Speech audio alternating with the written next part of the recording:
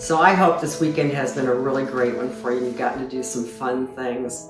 And because we're in the midst of the Memorial Day weekend, kind of at the tail end of it, for our family that primarily means celebrating our granddaughter Coley's birthday and sometimes our granddaughter Macy's birthday because they're about a week apart. Many other celebrations happen during Memorial Day weekend, making it a very busy time. It's often thought of as the beginning of summer, but for many it's also a time to visit cemeteries and leave flowers on the graves of loved ones. Memorial Day, or Decoration Day as it was once called, was declared a federal holiday in 1971 to honor those who served our country and those who have died in active duty. But many people also use it as a day to honor family members who've passed, whether they were in the military or not. I've journeyed many times to a little country cemetery in central Iowa where many of our extended family are buried. There's a lot of history there and a lot of stories that I've heard over the years from my grandma and my aunt. At one end of the cemetery is this huge boulder and it's inscribed with a date from the early 1800s. There are no names, but as my grandma explained to me, it commemorates several brothers who were killed by Native Americans before Iowa was even a state. On one occasion, while visiting the cemetery with my dad, we put flowers on the grave of his parents and grandparents, as well as my uncles, his brothers, and our immediate family members that are buried there.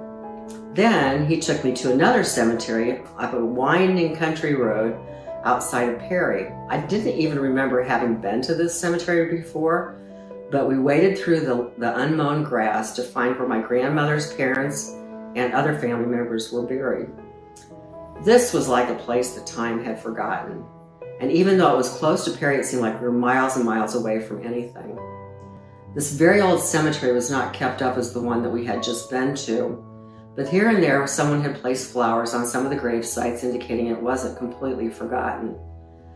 The memory of those laid to rest there were still being honored and remembered by others, even though the people themselves had been long gone.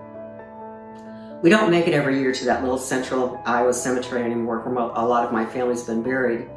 But when we do, it's always an emotional time as well as a chance to do some exploring, to find all the extended family grave sites and some of those historical things that I mentioned, and do some remembering. Though funeral practices have changed over the years and not everyone has a burial or grave site, decorating graves on Memorial Day is something that can be a great connection point between the past and the present. It can be a way to share family history, to share stories about people our kids or grandkids will never know, but hopefully recognize a connection through our shared history and recollections of the past. I came across this great quote one time which embodies why we honor those who've gone before us on Memorial Day, remembering what we can share with those who follow us.